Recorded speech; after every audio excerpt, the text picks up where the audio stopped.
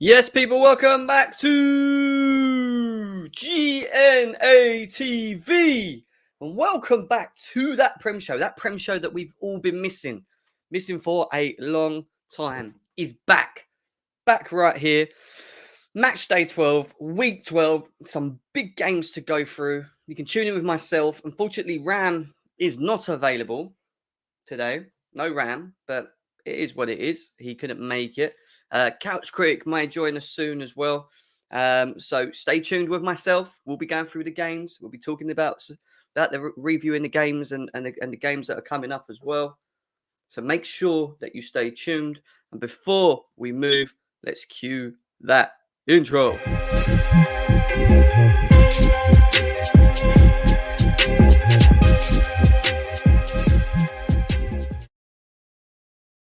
Yes, people, welcome back to GNA TV. I hope you guys are well, wherever it is that you may be around the world. And Declare comes out straight away. Tank top.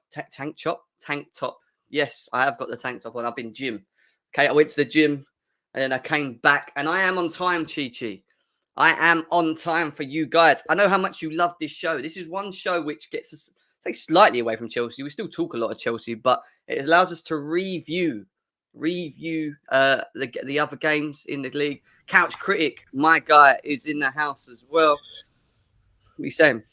What's going on, fellas? Chatters, what's going on? Declare, Chi, beautiful game, all the man them. What's going on, man? Everything's good over here.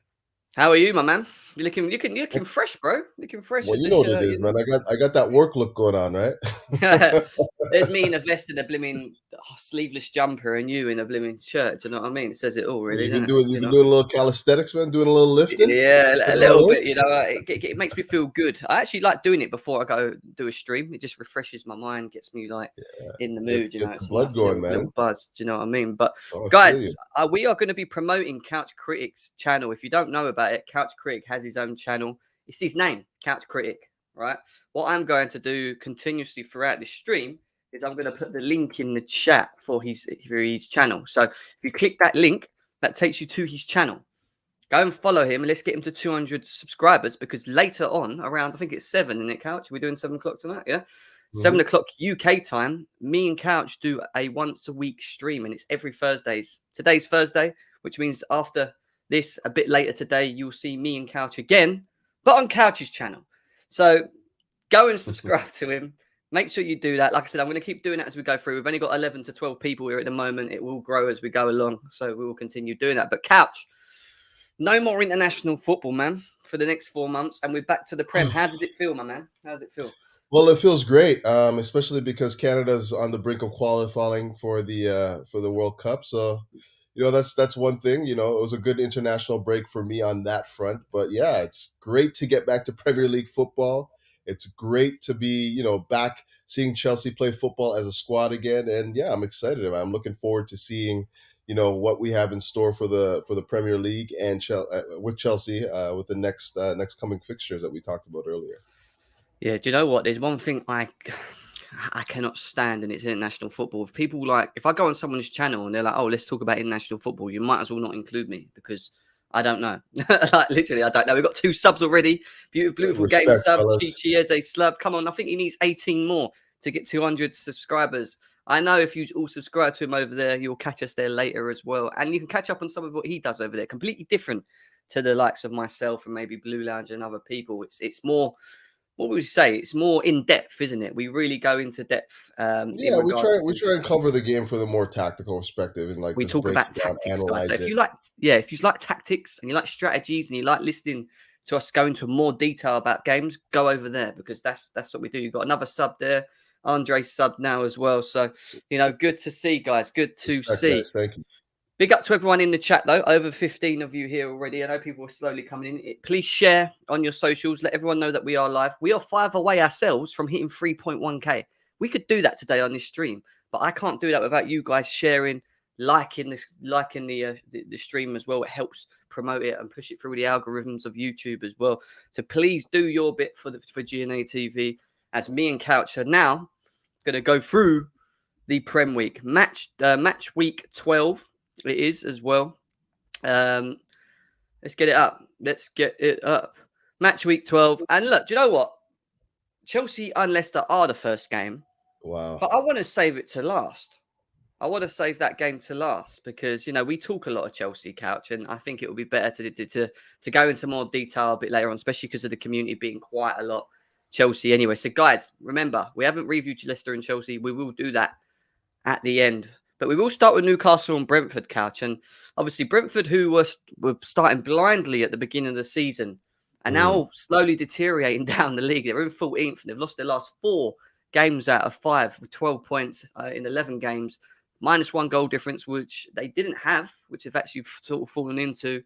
Drawn. What they've done, they've won 3, drawn 3, lost 5 as well. So but they're up against the Newcastle team that are, even though they've been taken over, and they've got a new manager in Eddie Howe, who we'll talk about shortly, are struggling themselves. 5 points, -12 goal difference. 11 games, no wins this season.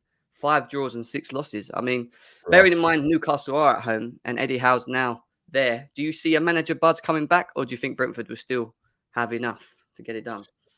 Man, such a tough call because that Newcastle side just cannot defend, Yeah. and I don't see Eddie Howe coming in and like fixing that too much.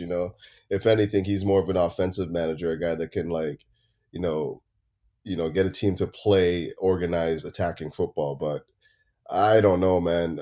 I'm still waiting for Brentford to well, obviously they come back down to earth, but I'm still waiting for Ivan Toney to really show up. Like Hmm. for them, it's been Embueno that's been doing most of the damage the last little while, and like Yeah.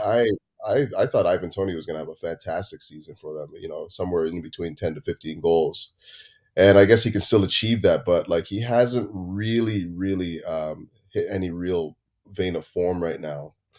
So I think that's going to be a tough call. I'm actually going to go with a draw there. I don't see Newcastle having enough there to pull out the win, but again, they could they could surprise. New manager bounce is obviously a Yeah. thing, Hmm. but yeah, I've actually picked Newcastle to go down regardless of what they do in January. So I'm going to stick with that and say at best a draw, but yeah, that's probably where I'm going to go. 1-1 draw. There you go. Couch goes for a 1-1 draw. People in the chat, nearly 20 of you here. Let us know your thoughts for this game. Newcastle versus Brentford. Give us your shouts. Tell us what you think the predictions would be, who will score, etc. Let us know in the chat and we'll bring it up. And Couch, you did talk about Ivan Toney. Ivan Toney isn't in the greatest of forms at the moment when you think about it. He's played 11. I mean, I think he's important in the system in how they play Brentford because he is a very, very strong physical focal point. He's very hard to manhandle off the ball, etc. But when you look at him as an individual and stats, for example, he's played. Let's have a look at just this season. I mean, he's played 11 games, only scored 2 goals.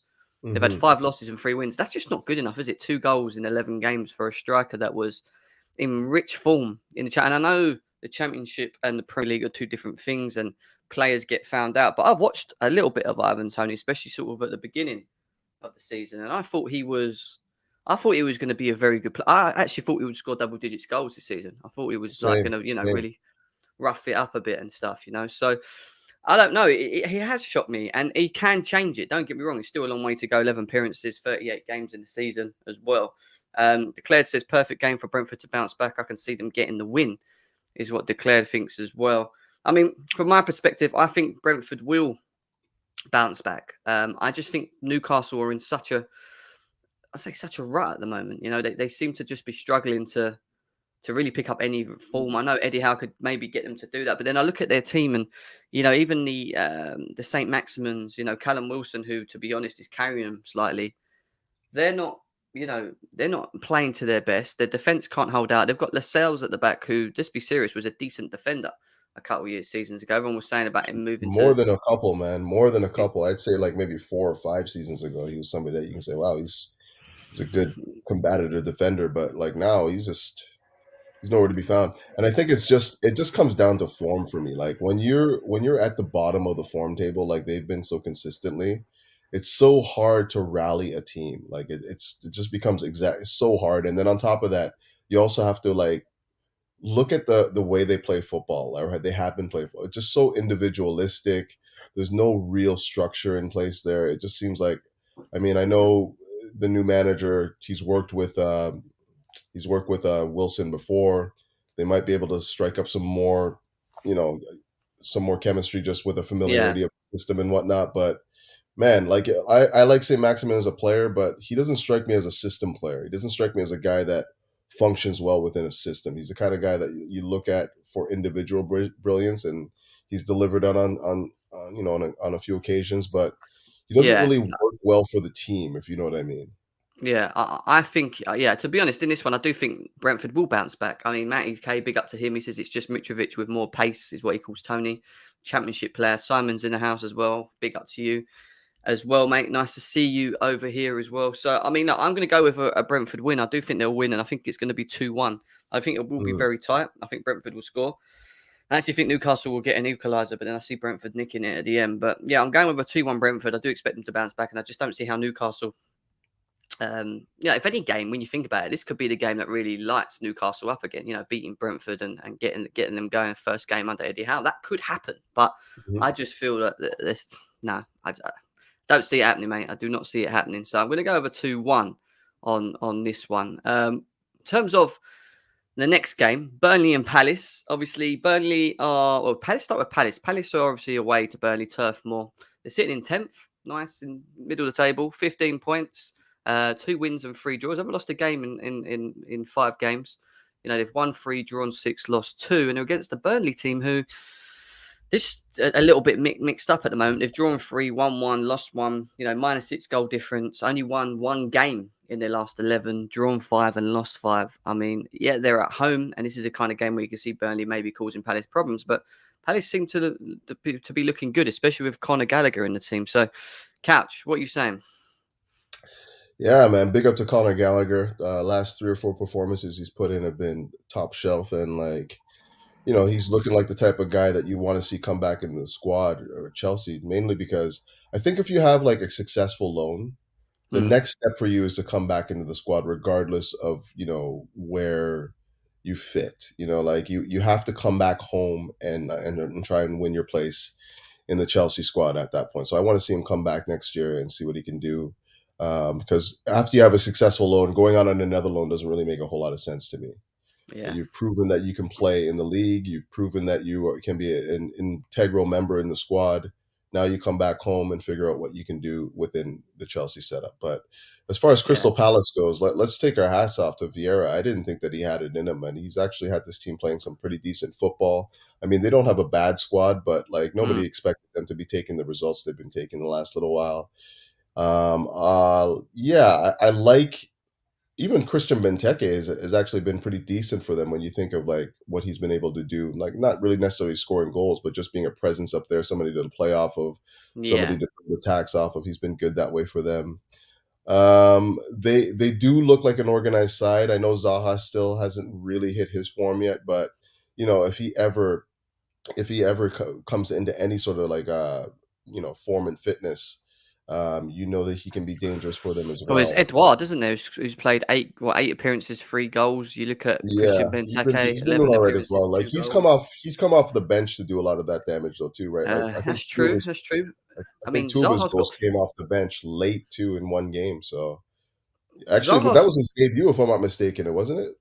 yeah, he had a bit of a mad start, didn't he? Where he was just coming on and banging in goals. And Wilfred Zaha scored 4 goals and then 1 assist in 10 games, which is not overly bad. But then you look at Conor Yeah, Gallagher, 4 goals, 2 assists, 10 appearances. First without time in question, the their in the best Premier player. League. I mean, how impressed have you been with him? Like I said, like I've been really impressed with him. I think that like he's probably been their best player, the guy that's kind of like got them playing football, and like he's also so aware defensively. Like you watch him play, and he understands how to press. He understands where he needs to be in order to intercept the ball and whatnot. And he kind of does remind me like character trait wise of a Mason Mount, but I feel like he's got a little bit more about him in the final third. He just gives me I have more confidence in him making the right decisions in the final third than I do Mason Mount currently. So yeah, no, he's been great, surprisingly great to be honestly with you because I didn't really think even coming out of the academy that he was the type of player that he's showing to be right now. I know a lot of people had high hopes for him as well. I didn't see it.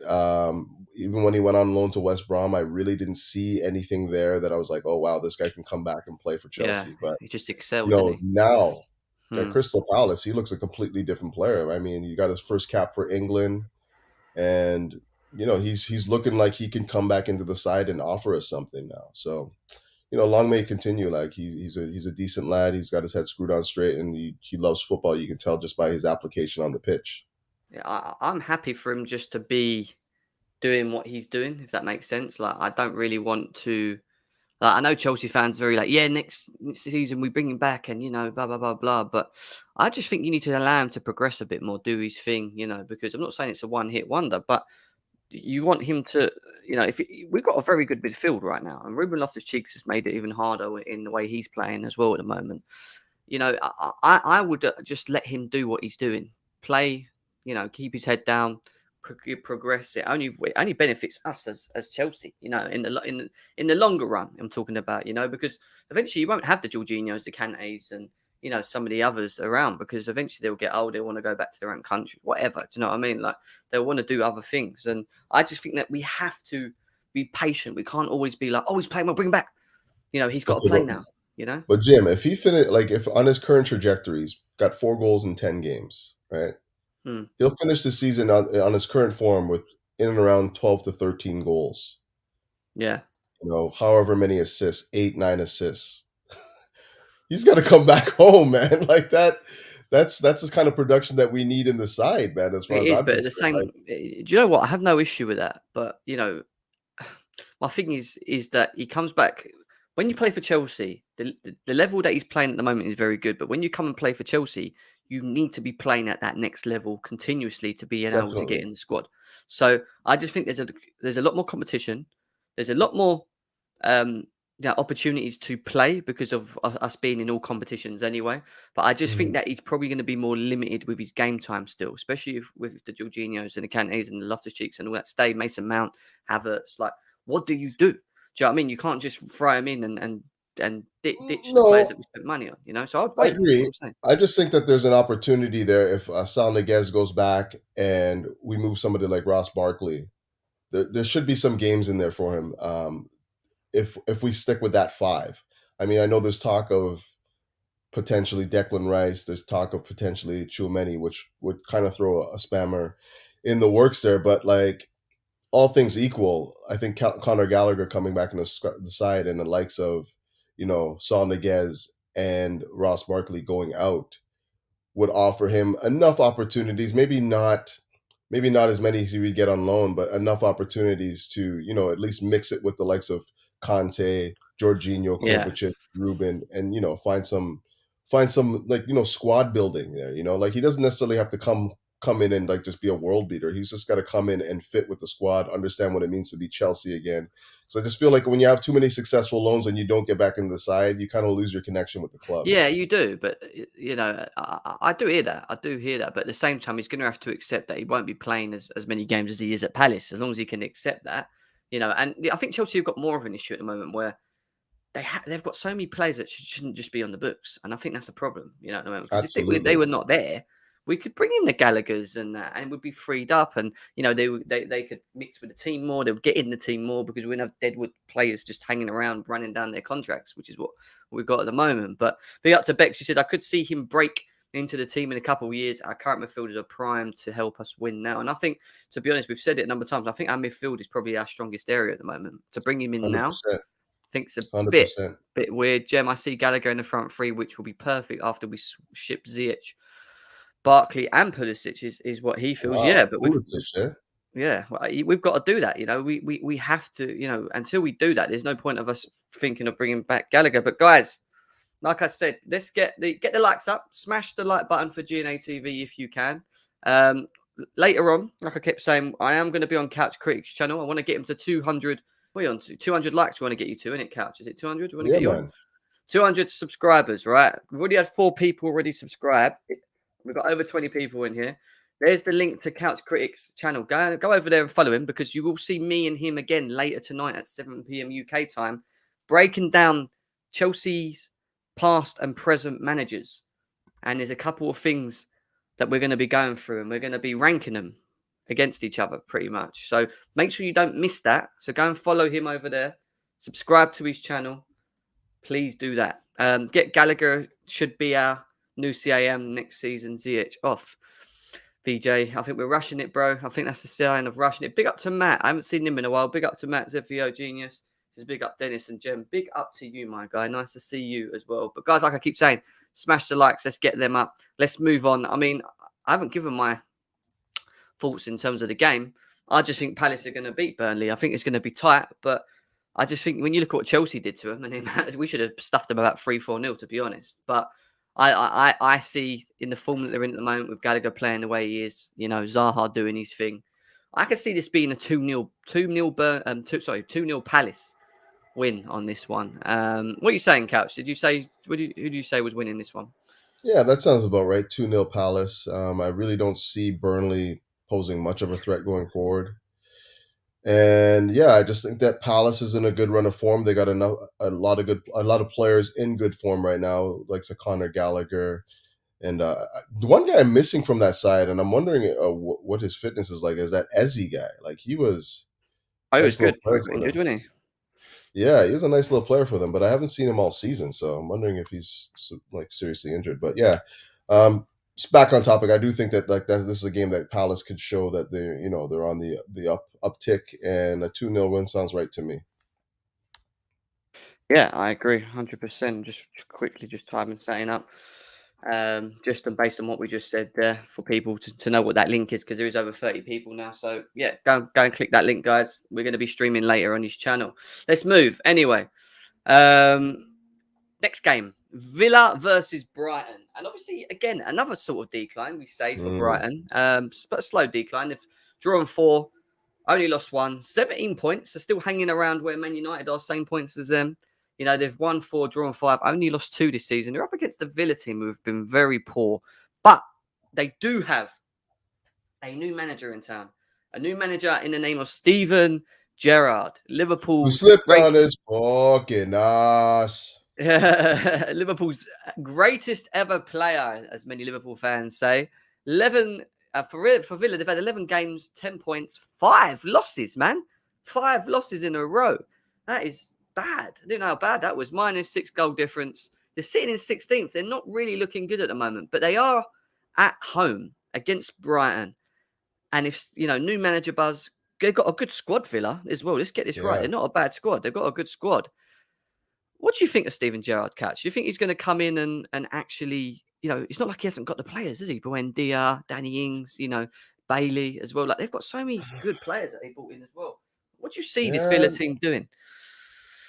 Yeah, I mean, I didn't really follow the Scottish League, but, to go undefeated there, I mean, that's got to be some sort of an accomplishment, on some level. Like, I don't know.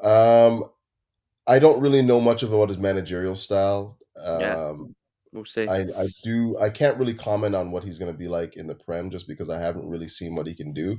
I'm going to use this game against Brighton as the litmus test. I know it's his first, but Brighton is a type of team that can trouble teams. They're obviously 7th in the table right now, playing decent football. What is it? I guess they've drawn 4 and lost 1 in the last 5, which isn't bad considering the run of fixtures that they've had. Yeah. But yeah, I don't know. I don't know what to make of this Villa team because you would expect Ings to be firing. You'd expect Buendia to be a decent player for them. And I know when you mentioned Bailey's been coming off the bench for the most part as an impact sub, which is probably where you'd like to see him at this point in his career. He's not really a regular, contributor into a side. And being a Jamaican, I definitely know his game. He's pacey, he's shifty and whatnot, but he's more of an impact sub at this point. Yeah. But yeah, I don't know. It's weird. Like they seem to be a squad that has decent players all over the pitch. Matt Cash is actually a really good player. Tyrone Mings, I don't know. He's okay, I guess. Yeah, when you look at this squad overall, Cash, Konsa, Mings, and then you go and Ashley Young's there, Tuanzebe. There's 2 Tuanzebes, but there's 2 Tuanzebes. McGinn are actually pretty decent. McGinn, they've got Trezeguet, they've got Douglas Luiz, who I think is actually quite a decent player as well. El Hmm. Ghazi, and then they got Buendia, who they got from Norwich, their best player, shall I say, as well. And then you look forward, and they've got Ollie Watkins, who's played 9 games, only 2 goals. Bertrand Traore, 4 He's been appearances, no injured a lot goals. too. Danny Ings, 9 games, 3 goals, 2 assists. You'd say he's their most in form, and even for him, that's not that great. Leon Bailey, 6 appearances, 1 goal, 2 assists. Steven Gerrard's really got to find a way to get these guys ticking, isn't he? Because they have got strength going forward. Danny Ings, Leon Bailey, Ollie Watkins, Traore. You know, it's not a bad team, is it? Really, when you look at it, should be No, doing a not lot at better. all, man. I mean, you look at Buendia. them as Mm. individuals and you think that they would be able to put something together. But again, everything comes down to what the manager, what the manager can get out of these individual. What kind of system can he set up to, basically get the best out of these players? And you look at the likes of Ollie Watkins, like who basically was their center forward last year. Now he's been displaced by Ings. He hasn't really been able to find his form. Bertrand Troy has been in and out of the lineup. Buendia hasn't really hit the ground running whatsoever. Yeah. And he's usually like sort of like the metronome, their number 10. He played well for Norwich there last year as their number 10, as the guy that like kind Well, of let's like have a look makes things happen because for them. And he's done nothing Because this year, right? yeah, when you look at his stats last season, Buendia, and this is obviously when he was not in the Premier League. Oh, it won't show me because it's Premier League, isn't it? Yeah. I wanted to know his stats in the Championship, but I'm obviously it's sure not. he was a double double, like goals and assists, if I'm not mistaken. Yeah, I mean, because yeah, it won't tell me. No, it won't tell me. So, in terms of where he is at the moment, 9 appearances, 1 goal, 2 wins, 6 losses. I mean, he's meant to be the playmaker. Not only is he a playmaker, he can score. I've watched Buendia, decent player. He's actually a Hmm. decent player. I'm surprised the OG actually chose Aston Villa over Arsenal. Not gonna lie, that did surprise me as well. But he needs to be getting more involved, and I think Steven Gerrard needs to kind of build it around him in terms of the Hmm. productivity, is what I'm saying, because he is the player for me that's going to get them going if he can get them firing. Because Ollie Watkins and Danny Ings, even though I don't think they can play with each other, um, you know, eh, they're going to need some sort of productivity. And Bailey, Traore needs to get involved. I don't know. You got Danny Ings, and we've seen Danny Ings' record prior to Aston Villa. We can have a quick look at Danny Ings as well. I mean, his stats speak for itself. He's a goal scorer. If you look what he did at 29 appearances, 12 goals, 11 wins. That was in 2020, 2021. In 1920, he got 22 goals, and they won 15 games and only lost 16 in 38 games. 22 goals there. 18, 19. All right, only 7 uh, and then 1. So he started taking off from then not sort of Yeah, 19, definitely. 20 onwards, as you can see. Yeah, 12, 22, and then obviously 12. And then this season he's got 3 at the moment. So they need to get him more involved, is what I'm saying. Danny Ings is someone that will put it in the back of the net. It's what he is. But a lot of injuries, isn't he? A lot of injuries in his past. Yeah, I mean, but he's the kind of guy that he kind of gets streaky though too. He's kind of one of those strikers that finds form like later in the season. Then you're like, where did this guy come from? Because even that season where he hit 22, it wasn't like consistent. He wasn't a consistent like goal scorer. It was like the last maybe like 10 to 15 games where he just like went on this purple patch of form and just like started destroying it. And Yeah. it just seems like now he's trying to mix it with a team that is a little bit unfamiliar, not really quite on the same wavelength in terms of how they want to play. And if I'm not mistaken, most of his goals have come from set pieces, right? Yeah. They haven't really, generated a lot in the buildup. No, You know, and that's I actually think, and I know he's got sacked and he's gone, but I think he got sacked because of the system. I think he had the players, but I don't think he knew how to use the players. If that makes exactly, sense, like he was exactly. very comfortable having the current squad that he had, where the levels weren't as great, and he could maybe get them to play at a level, and that's why Aston Villa were doing quite well. Then he was given the money, and he was allowed to bring in the Danny Ings, the Baileys, the Buendias, people with a bit of quality, which needed a tweak because he then increased the number in the squad. The player ability was better all round, and then it was then tuning them into so that they can all play with each other. And it isn't easy. You really have to get the system right to get the best of all your individuals. I don't think he had that in him, and that's why I Yeah, think let's he's left. let's be honest. Like Mm. it was pass the ball to Will with the Yeah, with exactly. Grealish last year. You know what I mean? It's just like give the ball to Grealish and then Inshallah, right? But Inshallah. And people said, well, when Grealish leaves, Aston Villa are going to go down. But it's not. That's not the case. I think they've got a good enough squad to. They should be for me fighting for Europe play. A European place for me anyway. They shouldn't be where they are at the moment. But I think this is going to be. I think they will bounce back, and I think it's going to be tight, and I think it's going to be like a 1-0. Maybe like 78th minute goal from like Ollie Watkins or saying. So I can see it being really tight. Maybe Gerrard will work on the defensive aspect of them to start off with. He hasn't had that much time there at the moment. Just get them solid, and then maybe play a bit of count. Because one thing we can say about Brighton, they can play football. yeah, They are very good at well playing organized football as squad. well. They move the ball very well, and on their day they can cause a lot of problems. But guys, over 50 of you here, smash the like button. Let's get them likes up. We are going through the games. We haven't been through the Chelsea and Leicester game yet. That's going to be the last game that we go through. But I keep saying, over 50 of you here, go and follow Couch Critic because I am going to be on there later on. There's a link to his channel. Go and subscribe. Let's get him to 200 subscribers. We're doing a stream tonight, 7:30, going through the Chelsea managers from past to present, comparing them to each other.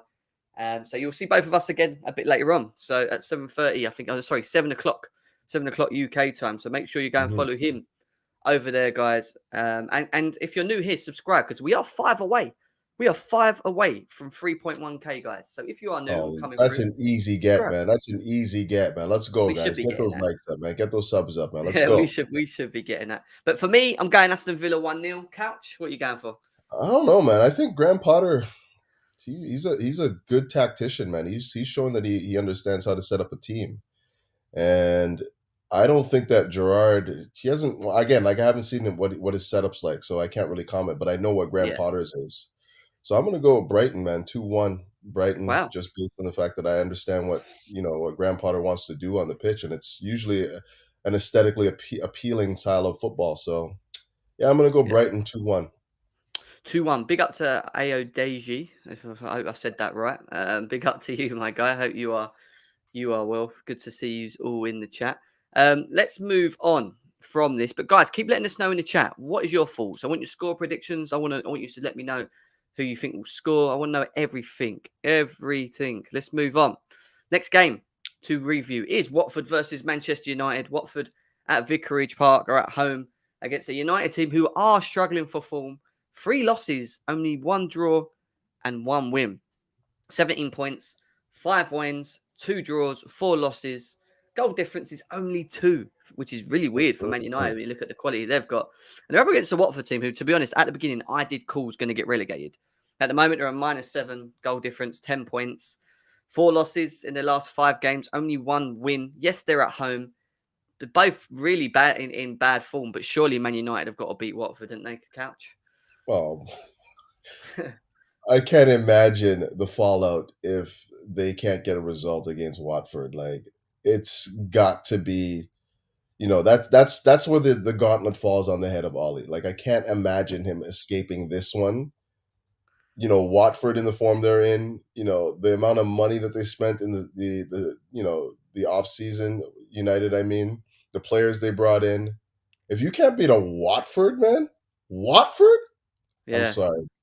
That's got to fall on the head of the manager. Like obviously it was humiliating to see them lose 5-0 to one of their biggest rivals in Liverpool, and then following it up with a 2-0 loss to their the closest rivals in Man City. But Watford, if you can't if you can't find a way to beat Watford, man, I don't know. That's gonna be the fallout from that's gonna be quite severe, I find. So yeah, I mean their form is not good. They're coming do you back see from the Ollie lasting, international break. Couch? Do you see Ollie? Do you Say see again? Ollie lasting? Do you as well? Honestly, if he doesn't get a result here, he's not lasting. There's no Mm. question about that. He's not lasting if they don't get a result at Watford.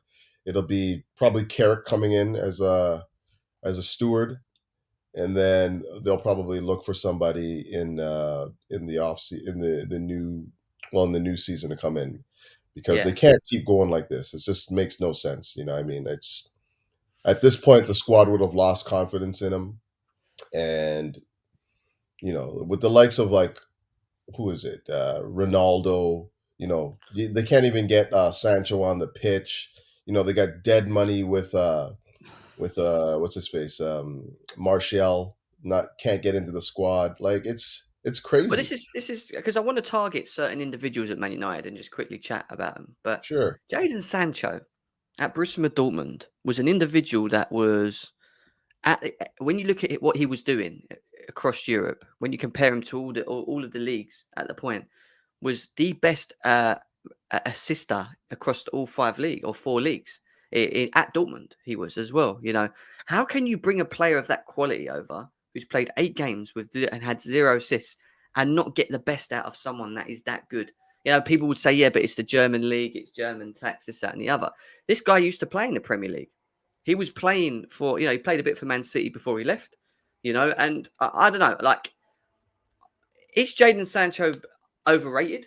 I'm going to ask you this. Is he an overrated player? Has he just done it? It's looked good in the Bundesliga because it's more open. It gives him space to do that. Or do you just think that Ollie's just not utilising him whatsoever? He doesn't even start games, does he? I mean, he's a 21-year-old kid, right? Like, to say that he's overrated, like, he's still got a lot of growth to come into his football. Like, he's not really the finished article at this point in Yeah. time. It's the management that I think is the problem here. Is the fact that, like, they're not giving him, assignments that he can take on and run with. Like, if you saw, look at the difference between Jadon Sancho right now and, say, somebody like Cho. Like, Cho under Tuchel, who is a world class manager, you're seeing a stark difference in his football. A guy Yeah. that is given assignments. When he fails, he gets taken out of the line of fire, and then when he succeeds, he's given more and more responsibility. And, like, there's a video. I think it was Chelsea versus Wolves, and it's like the manager cam, and I think it was like actually Tuchel's first game, if I'm not mistaken. And you can just see him, like, he's just on Cho the whole game. Go Cho, go Callum, go! Like, Yeah. it's relentless, and, like, sometimes players that are young and don't necessarily understand their place in the squad right now need to be, you know, coddled and, like, reinforced and whatnot. And I think that that's the difference between somebody like Tuchel versus somebody like what's his face, Oli, who, for my money, just doesn't really motivate his squad well But enough. that's my Like, it's point. Is it kind of is like, it more of a sackable offence when you've got these players and you can't get the best out of them? Like a bit yeah, like I think Aston so. Villa. Like, A bit like Aston Jaden Villa with Sancho's on Lambert. 350K, man. Like 350K a week. Yeah. Like, Yeah. that's crazy money, man, A for a guy lot that of you money. you have sitting on the bench. Yeah. Big up to Like, Strip Bear for the super sticker. Big up to over 60 people here as well. Go on, Couch. Continue. no, it's just crazy. You have guys like Pogba, like, who most people think, it's very hard to get the best out of Pogba just because he's such a, I don't know, he just strikes me as a lethargic footballer, somebody that does not play at the pace the Prem needs him to play at, especially in the midfield. Like, he dwells on the ball a little slow, but, like, even beyond that, like, you got a guy that, like, you can't even find a position for him on the pitch right now. You're playing him out in Yeah, the it's true. left. You know what I mean? Like, this is Paul Pogba. We've seen him at Juventus put in, like, performances. We've seen him. Even like the early stretches of Jose, he was an incredible footballer for them. And Yeah, the falling out has kind of, like, led to him, just the demise of him. But, like, you're not getting the best out of world class talent right now. Obviously Ronaldo is Ronaldo, and he's going to find his goals regardless. But yeah. for No, me, like, they haven't really set up a system to benefit the benefit him. wealth of Mm. talent that they have on that team right now. I agree. And I think he would, and I've said this a number of times about him, he is a player that if he was at Chelsea right now would be benefiting in this system. I think, imagine him playing behind a Lukaku and that. I think he would be I actually think he'd be the answer for a lot Mhm. of our stuff as well in terms of the assist levels. He contributes to goals, his movement with the ball. I think he would love playing in a team that has a lot of ball possession. Chelsea have a lot of ball possession. Man United don't. I don't. When I watch Man United, I really don't really understand what it is they're doing. What is their system? Like, I watch them and I'm like, okay, so they get the ball from the back. They try and play out the back, which they haven't really got the players to do because AWB and Maguire are not comfortable in doing that all the time. It then reaches the midfield in Fred and McTominay, and they're just sometimes not good enough to then release the ball into the forward line, which then is where it gets cut out. And then when you do try and find it to like a Bruno, he then becomes very heavily reliant upon to then create, because you haven't got the Sanchos on the pitch, you've got the Rashfords and the Ronaldos that are making the runs, but you haven't Hmm. got enough creativity happening. Your wing backs are not creative enough. AWB can't create. Let's be serious. He's not that good going forward. Luke Shaw can, but he's just not the same player as he was last season. He's having, and people were quiet about Luke Shaw. He's having an absolute stinker this season. He looks really bad, and it's not spoken about. Do you know what I mean? But people, before we move on, nearly 70 of you here. This the link below for Couch Critic's channel. He's on his road to 200 subscribers.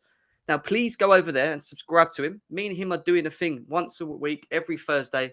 We do a stream, and it's more tactical. We break things down in the games. So if you like listening to strategics and breakdowns, go over there. Tonight we're doing a review of the managers, the past and present managers of Chelsea, and we're ranking them against each other, and we're talking about their abilities. So make sure you go and follow him. And if you're new here as well, we're 5 subs away from 3.1k. I know we can do it on this stream. We can do it. So if you are new here, please hit that subscribe button below.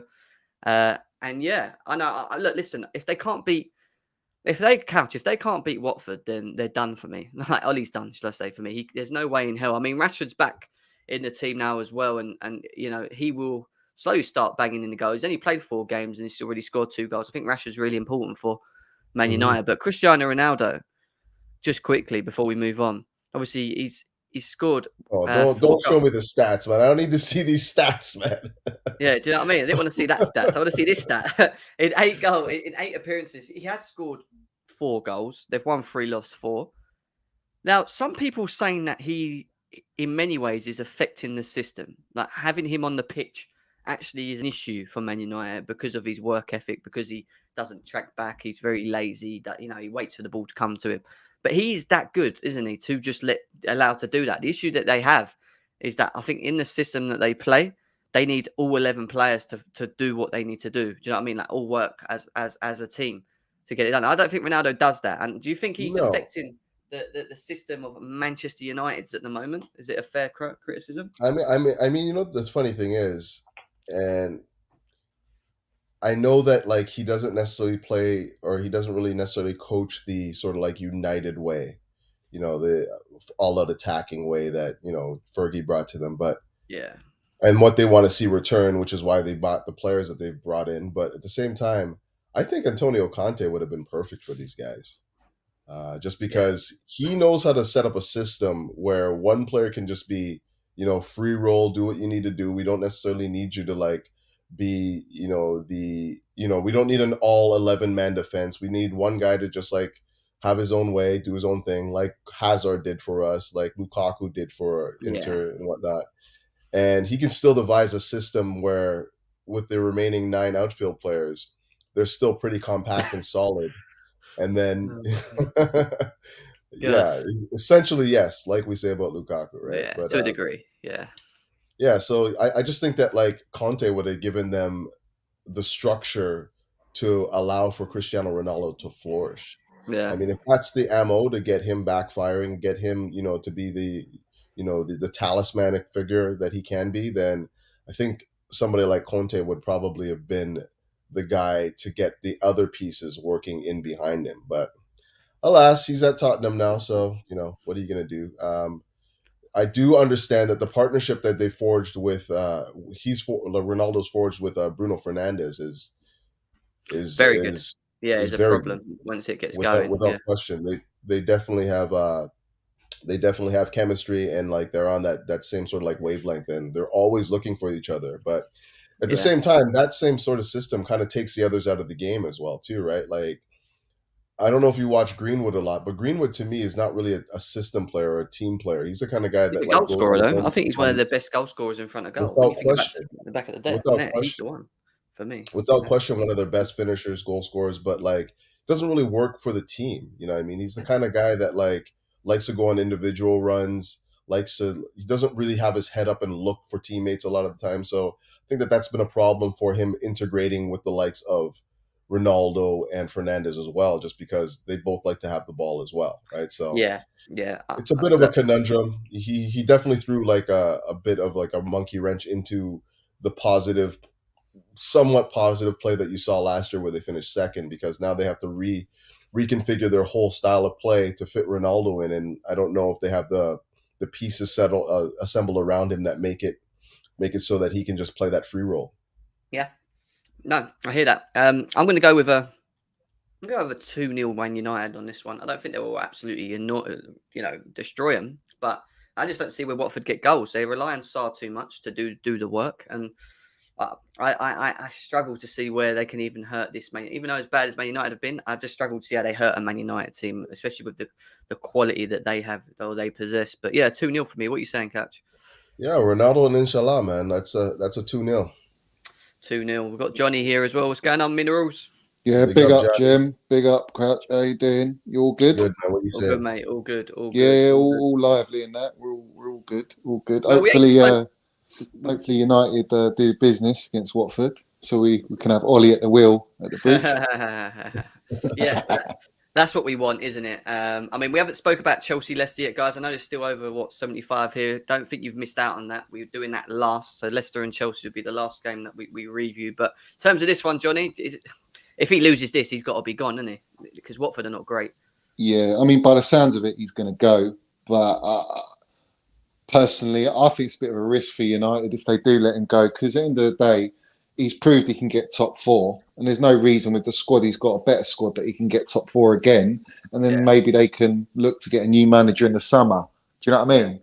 But it's because of all the noise from the fans that's putting pressure on the Glazers and that, because they're the cancer, really. Let's have it right.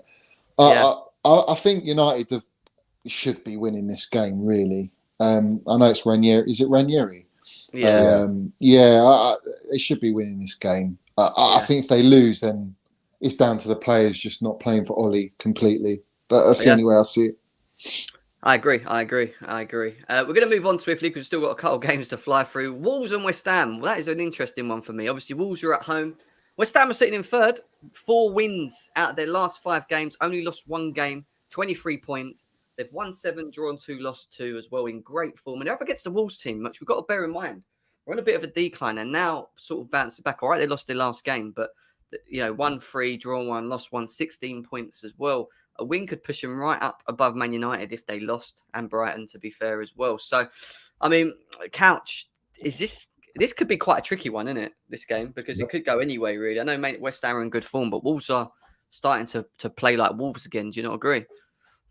Yeah, absolutely. And again, I always look at where people have been on international duty. And for Antonio, obviously being a Jamaican, or English Jamaican, I guess, he was all the way over in North America, running all over the place, playing some tough games against the US and whatnot. And then to come back and play, be ready to go on Saturday. Like, it's difficult, man. Like the travel, and then like also the accumulation of matches. I think it's gonna definitely have a weighted effect on him.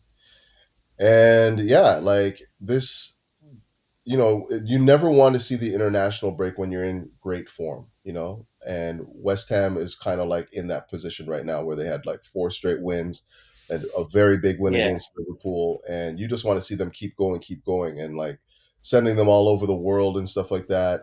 The players that were able to go, and then, hoping that they come back in the same sort of like, form and fitness that they left in, is sometimes asking a lot. So I'm actually I think that Wolves are a type of team that could step up and hurt anybody on any given day just because of the way they play.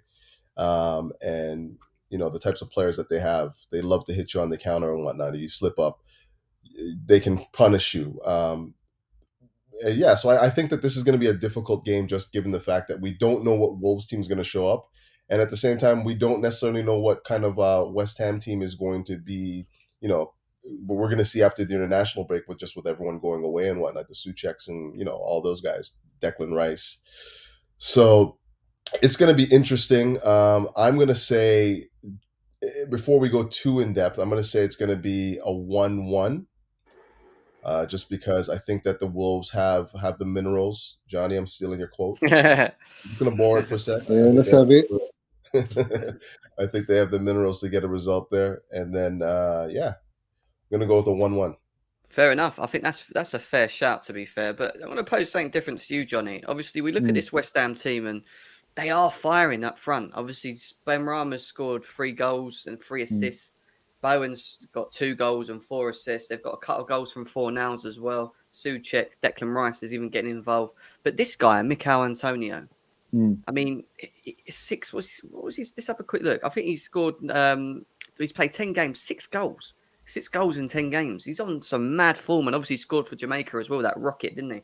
The other day as well. I mean, how impressed have you been with him as well? Yeah. I mean, he's always had minerals in him. It's just he's not playing. He's not playing for over the years. He's not really played in a very good team, so to speak. And I think why West Ham are playing well is because they're not relying on individual brilliance. They're actually playing as a unit. Absolutely. And I think if you look at, say, United have got individual brilliance, but they're not playing as a team, and that's where you get found out. With West Ham, I think right now, in this current moment, they are in momentum. And they beat Liverpool, right? That is a massive result. Yeah. Massive result. Regardless if you're at home or not, that is a huge result. And I think they take that into the Wolves game. I don't think Wolves are playing particularly great. They look quite rigid. So I would expect West Ham to get a result out of this. Obviously, I want them to lose. I want them to lose as many games and drop out of Europa so we can get Declan Rice for about 60, 70 million. That's what I want. But at the end of the day, I think they're playing really well at the minute. They got a good balance, and Moyes has got them playing, where they're defending well, their midfield strong, Souček and Rice dominating in the midfield, and then up front you got Antonio now, who's found form, and form's dangerous. If a team's in form, like we saw with Leicester when they won the league, and you're in form, you're gonna do things. Do you know what I mean? There's a team spirit there, so it's dangerous. They're a dangerous team. I mean, I'll be very, very not worried, but definitely cautious when we play them at their ground, because that's a bogey side for us as well. So I think they'll win this game, personally.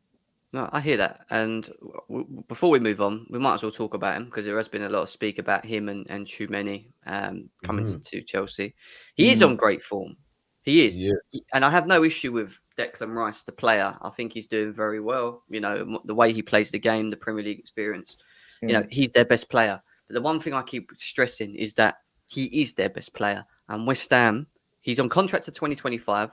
West Ham are going to continuously want to hold out for that money, for the money that they think they want, 80 million, 90 million, 100 million. I would rather not get him and go and get Tchouameni. I've said it already before. Yeah, but Tchouameni's going to cost 60 million now, Jim. He's not. It's going to cost 40. It's going to cost anything between 40 and 50 million. It's not going to be anywhere near that, is it? You're going to pay double for Declan Rice to come in this team now, while you've got a prime Kante, Jorginho and Kovacic. It just makes no sense. West Ham want 100 million, right? That's what they want, all right? He's going to have 3 years left on his contract instead of the 4 years last summer. So he's going to have 3 years on the contract. 3 years on a contract is actually a very good time to go in and buy a player. So West Ham, if they don't get Europe, then they're in an even weaker position.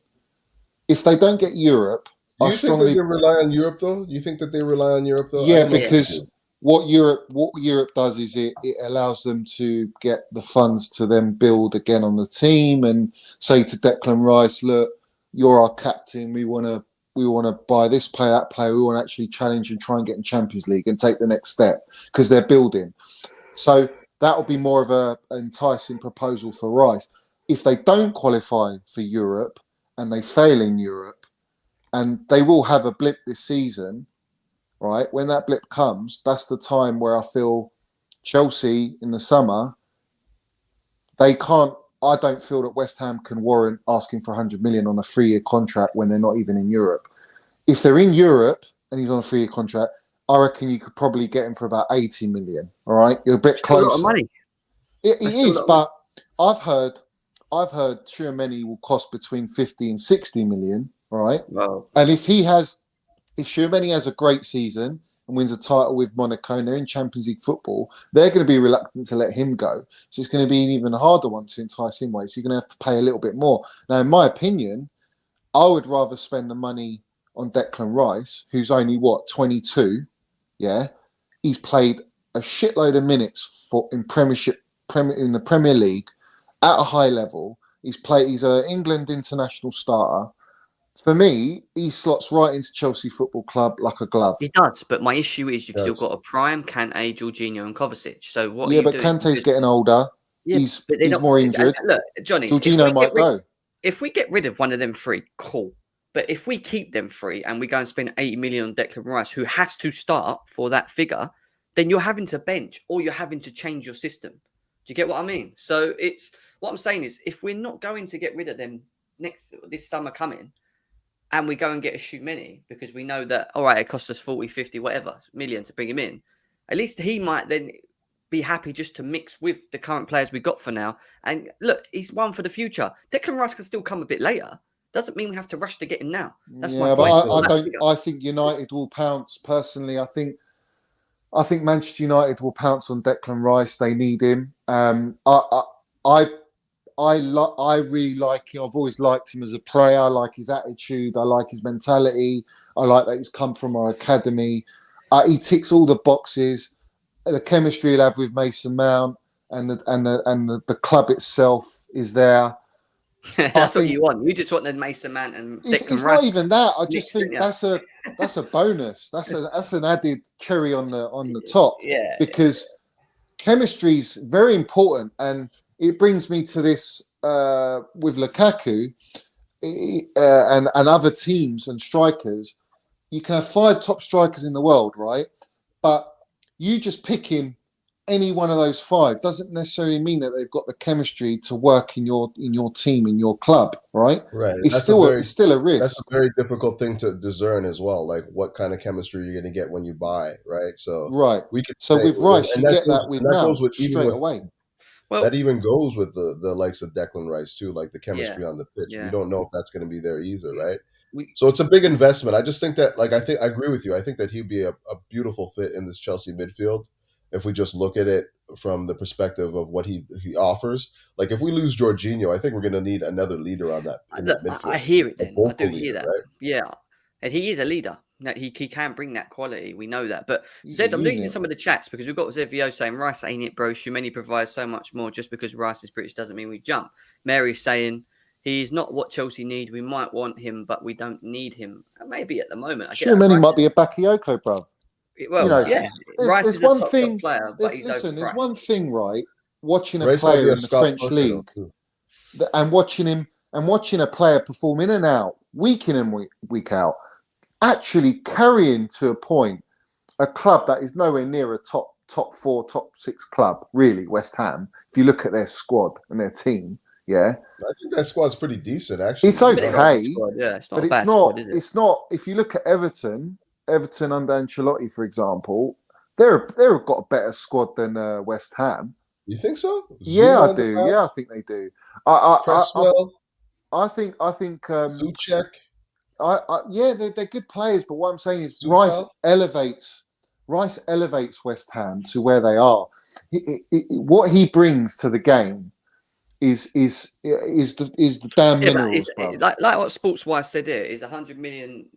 100 million is not worth for a CDM. I think the price is what will push him out. If Chelsea can get it down, Chelsea can do what they did with Chilwell. Because you remember before Ben Chilwell came, we were being told 80 million, 85 million. And then we got him down to just near close to 50 million, from what I understand, right? To bring him in. Mm-hmm. If we do that, cool. I have no issue with us doing that. But Jem, it's all about the price, isn't it? No one wants Rice, all right? Because he's not that silky, bruv. He's too much money. If you take away the price, I've said it countless times. Take away the prices of each of these players, Shoemini, Declan Rice, and who's the other fellow we were looking at? Shoemini, Declan Rice. No, there was one other player we were looking at. I can't remember the bloody name. But let's just take those two anyway. Shoemini and Rice. Kamara. It might have been him actually. Yeah. So if you take away the price from him, right, and you just look at them, their profiles, what they've done in the game, where they are, what level they're at now. For me, Declan Rice is number one all day long. All right, What happens for to Billy us as a Goatmore, club. though? For us What as happens a to club. Goatmore? Johnny, what happens to Goatmore and the Well, Gallagher's? Goatmore can play with Billy has to can play with Declan Rice. And in fact, I think that would be a wonderful combination. That is for me. That's the future. Oh, that's a Johnny orgasm. That is right there. I tell you. Do you know what I mean?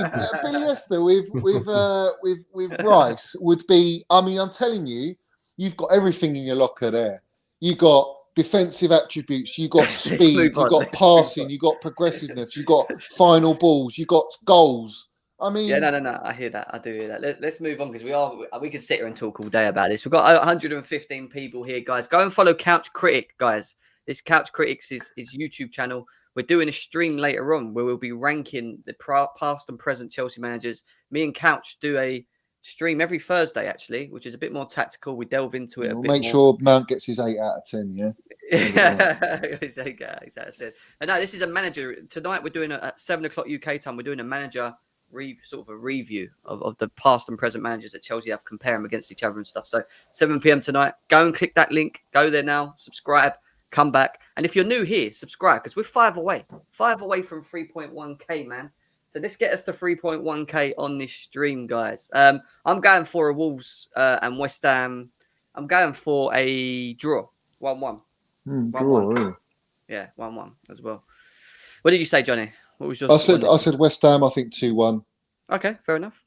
Let's move because we still have all 1, 2, 3, 4 games plus the Chelsea game, guys. So stay tuned. The Chelsea game is going to be the last game.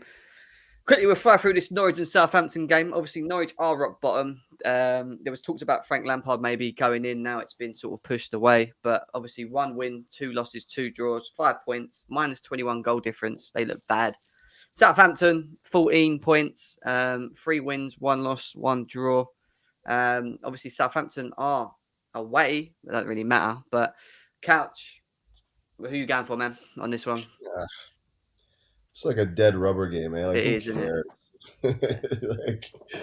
I'm gonna say, I don't know. I think because Broja's out too, right? He's injured, if I'm not mistaken, and Livermental, right? Yeah. So really nothing for me to watch in this game whatsoever. You know, like hopefully Billy can get some minutes at Norwich under the new manager.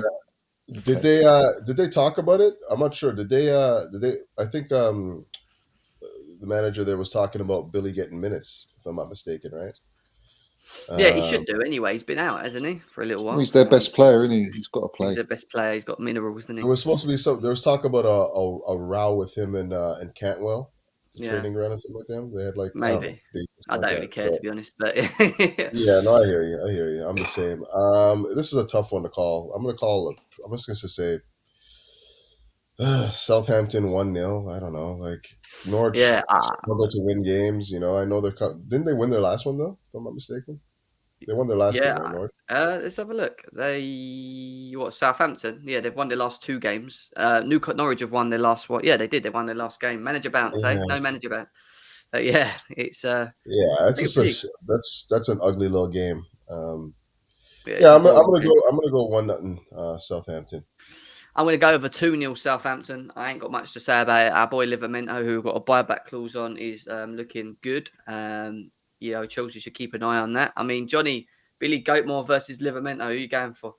I think Norwich will win this one, and I think Billy Esther starts, and I think he will show what a quality, classy baller he is, and he'll have a new lease of life in this under this manager. He'll know he's watched him at Scotland. He knows he's got the damn minerals to fucking carry this team and get him in mid-table. So I'm going for a Norwich win, maybe a 1-0, something like that. A tight game, but I think Norwich will, with the new manager and the rejuvenation of that, I think all the players have got to prove to point. So yeah. Do I not have that right? Is Broja not injured? Billy versus Broja, is he injured? I thought he was injured as well. But anyway, if Broja's fit, then it's definitely 2-0 for me. If he isn't, then I still think Southampton win, maybe 1 or 2-0. But because he's played a lot, he's played all the Scotland games, Billy Esther, as far as I'm aware. Let's get into a tasty one, shall we? Because if Arsenal beat Liverpool, they go fourth. Arsenal back in the Champions League, guys. Nah, Arsenal, ain't happening. you Ain't know, happening. they're playing Liverpool, but Liverpool got a lot of injuries as well. They've got no Mane, apparently, no Firmino, no Robertson. So they're missing a couple of players as well, bear in mind. Liverpool, just looking at the last 5 games, drawn 2, won 2, lost 1, obviously to West Ham, 22 points. They're sitting behind the leading European champions that are on 26 points at the top. 4 points behind us at the moment. And they're up against an Arsenal team who are on a bounce at the moment. Obviously, they've won the last 3 games in 5, 20 points from being rock bottom and working their way back up there. I mean, this will really be the barometer to see where they are as a squad and just see if it's a bit of a farce, is what I would say in their form and that. No. Go on. No, but listen, regardless, you're playing Liverpool at the Cop. It's for Arsenal, it's going to be very difficult for them to get a result there, personally. I think Liverpool are playing, they're on form. I know they lost against West Ham, but up to that point, they've been on form. And if you've got Salah, you've always got a chance of goals in you. For me, I think Arsenal are just playing, as a bit of a unit, I guess. But I even if they win, they're not getting top 4. This team, they're just not good enough, mate. And I think Liverpool will. If they don't win, they'll draw. I don't think Liverpool lose this game. So yeah, draw or win to Liverpool. Draw or win to Liverpool. Fair enough. Big up to Mo who's in the chat. Hope you're well, bro. Nice to see you in. We're 1 away from 3.1k subscribers. Who's going to be that one? There's 115 people here, so smash that subscribe button, guys, if you can. Land your minerals, man. Give him the 3k. Land your minerals. 3-1 Gooners. ESR brace in front of Cop. Inject it is what Bex is saying. Can you imagine? Can you imagine the Arsenal fans? Arsenal will play for a draw, but I think he's a C-Tech Mount, mate. C-Tech. He's not even to be fair, Mount, forget Mount. It's more Gallagher, man. He's a B-Tech Gallagher, bruv. Literally. You think he's that bad, Johnny? Yeah, okay. It's not that I think he's bad. I think I think people get fooled by the aesthetics, yeah. But for me, he's going to burn out, man. He's too young. Yeah. And I'm not saying he's not a good player. I think he's a good player. But I don't think he's got the minerals to go the weight. He ain't got the minerals to go the Mount route. I don't think he's nowhere near that level. Nowhere near it. Let's look at what he's done so far, because he scored 4 goals in 11 games. They've won 6. I think he's assisted 2 as well. If we look at overall, he's 4 goals, 2 before. I mean, Couch, form, man. Decent. Is he on? What do you think about Emil Smith Rowe? What do you think about the game, mate? Tell us. Yeah, ESR, like, he's a decent player. Like, you can't deny that. Like, I understand the rivalries and stuff like that. The guy gets into good areas, and he's actually pretty decent at finishing as well when he gets into those areas as well. So, yeah. I mean, that team is such a conundrum for me, though. Like, it's just so weird. Like, Pepe can't even get into the squad anymore. They paid $72 million for the guy. He's glued to the bench. They got what's his face? Aubameyang, who's completely out of form but playing a lot still. They brought back in Lacazette. So weird.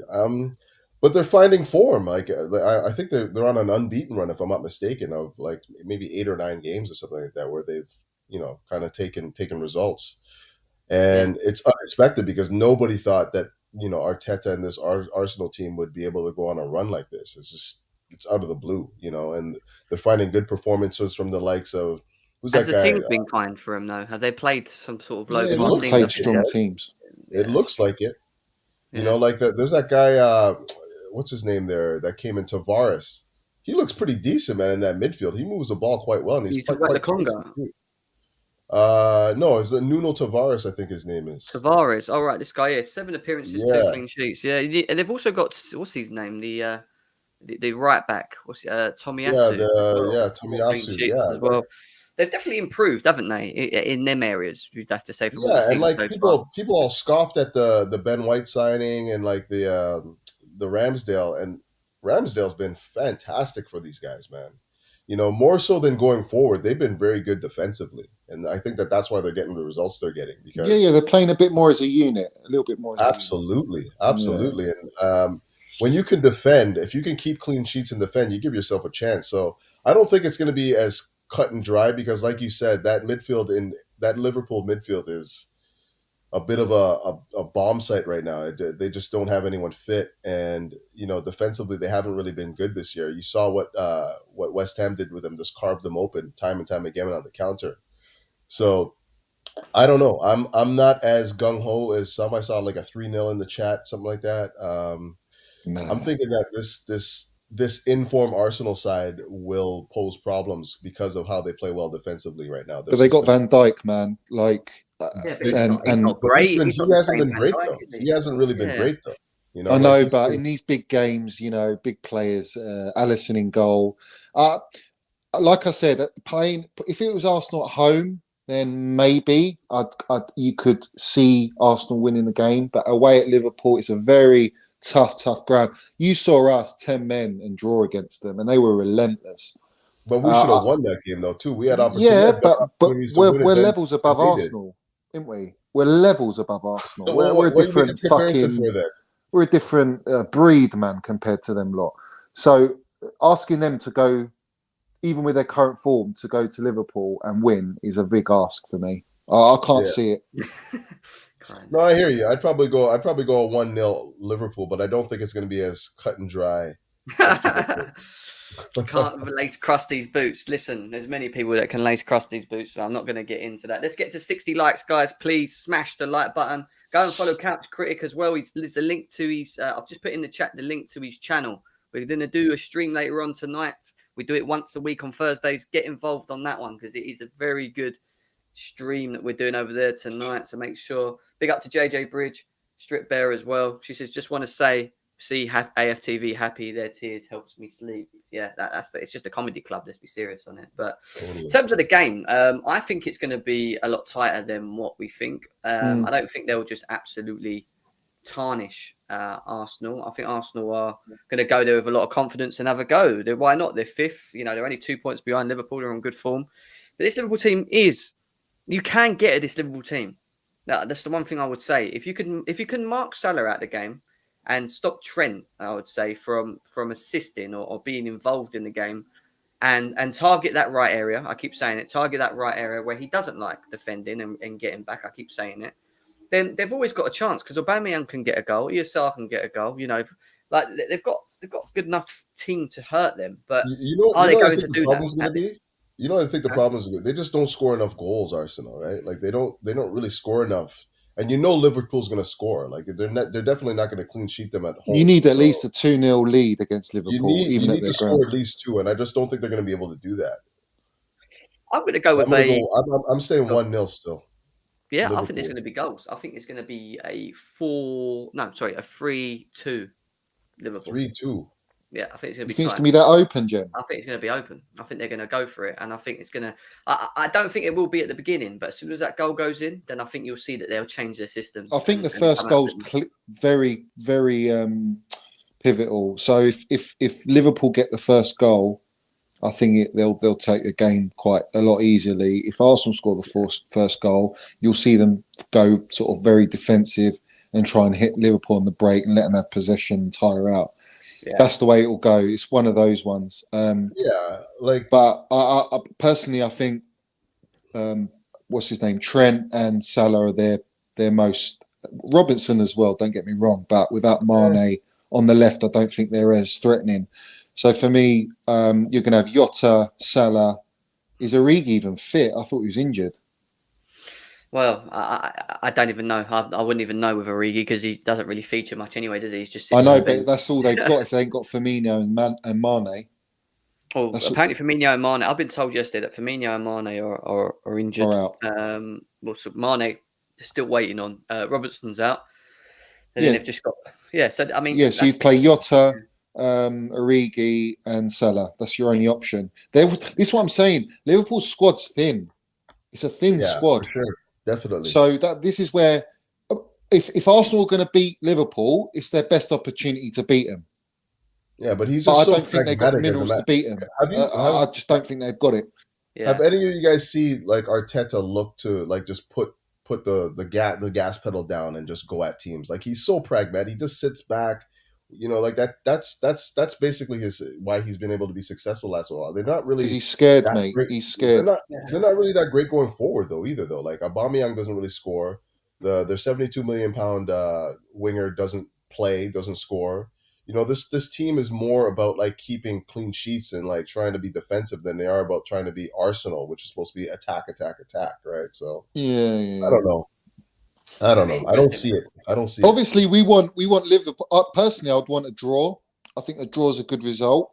I mean, perfect. even if Arsenal do beat them from a Chelsea perspective, that's great for us because I think we'll beat Leicester. So, but then to be honest, Johnny, I think Man City and Chelsea. I think what Kai said earlier in the chat. I think Man City and Chelsea are gonna. I think Liverpool will eventually fall away. A little bit. Yeah. I just got this feeling they will, but it might surprise us. Where is Ramsey? He's not about today. Unfortunately, he did message me. He was meant to have come on, but he's not able to make it. Rebecca says Liverpool squad is 12 men deep, and their 12th man is the fan base. That's true. Big up on that. Yeah, playing at the Cop's dangerous, man. Mane is not out, is what Ryan's saying. He might be a little fan. Fair enough. CFC Florida, thank you for the donation. He says, morning all. Thank God we are through the international break and have a long stretch of quality football now. Yeah, no international break for another 4 months as well. I've gone for a 3-2. Couch, you've gone for a 1-0 Liverpool, haven't you? Yeah. And Johnny? I'm going to say, well, if Mane plays, I think they win it. If he's not playing, I'll go 1-1. 1-1. There you go, guys. Let us know in the chat your thoughts as well. What is the score prediction for you guys in the chat? And we'll bring them up as well. But let's move on from these games. We've still got the Chelsea game to do as well. But we're going to 2 tasty games as well. Man City versus Everton. Obviously, Man City sitting 3 points behind Chelsea. They've won 3, lost 1, drawn 1, 23 points. And they're up against a Everton team that are not in really great form when you look at it. They've got Rafa Benitez as a manager, 15 points, lost 3 games, drawn 2. Man City are at home. Are they going to annihilate them? Is it going to be like a 2-3-0 Man City? Or can Everton actually give them a problem, guys? What are you thinking? Well, I think Everton will play Spanish waiter football, defensive, try and nick it. And they're going to get found out with the amount of possession that City will have at home. I think City will win it probably like 2-0. Fair enough. Yeah, I mean, I kind of think that City don't necessarily obliterate teams anymore. You're not seeing the 5s and 6s with these guys. They just kind of play. They secure. They do it in the way they play. They kill you in the way they play, not the scoreline. Like, they keep the ball very well, and like they don't let up on you in terms of how they press and whatnot. But I don't think you don't see them like obliterating teams in the scoreline. That's for sure. Like the 5s and 6s that we used to see. So I don't know. Like they have the ability to control a match from minute 1 to minute 90. They have the ability to score at will when they want to, but they just seem to just take the 2-0s and call it a day. Bring on the subs and whatnot. So yeah, I'm seeing a similar scoreline there. A 2-0 City. Funny team that one though, man. Because again, like I don't think that they've addressed any of their real pressing needs. Like the signing of Grealish hasn't done anything for them, as far as I'm concerned. It's done nothing for their football. It's just basically recycled what they already had, right? Because but he slots in, mate. Like he doesn't give the ball away. He draws fouls. But he doesn't answer the right questions, though, does he, in front of goal? And that's the biggest thing with it. He wasn't bought to score goals. He was bought to attract players and create space. Exactly. Create the pockets. Foden can do that for you. Yeah. Sterling can do that for you. Yeah, but I don't think they do it as well. I don't think they do it as well as Grealish. Yeah, but how much better do you need to be in that particular role when you already put up 90 points a couple of years ago? You're winning titles. Like, how much better do you need to be there? That's what you need to play like Grealish, who's got unbelievable close ball control and technical ability. When you play a possession-based system like Pep does, you can't have Timberland boots around you. You've got to have nowhere on the pitch. You've got to have technical players. They have every one of their players as a technical player. I don't think Sterling's that is nowhere near as technical as Grealish. But this is Come the on, thing, nowhere right? near. When you look at their Sterling's squad, nice on okay, the ball, man. you He look at doesn't what they did finish well, but last. he's nice on the ball. Mahrez Yeah, ain't as technical as Grealish. The only Yeah, one you maybe can not say is as, but Foden or Bernardo they're Silva. still adequate. They're still adequate in those positions, though, Yeah, but they right? don't have a striker. It's not like you needed to do that. You Yeah, didn't but they have don't. to get. Yeah, but they don't have a. They bought Grealish because they couldn't get Kane. Really, in a nutshell, Yeah, but it they. didn't really address the need, the concern, right? Like no, you put the 100 issue. million Look, pounds wait, into wait, wait. The Grealish. issue was they needed a striker. They tried for Ronaldo, they tried for Lukaku, and they tried for Harry Kane. They didn't get any of them, so it was very clear that they knew what their issues were. Now they did make the wrong decision in spending 100 million on Grealish, but I actually thought in their minds that they thought they were bringing in a striker. So having Grealish with a striker that can actually score, then you've got a different Man City. Yeah, Now, but Jem, even without a striker, look at no, them, that's what I was man. about to say. They They're did win the dominating. league.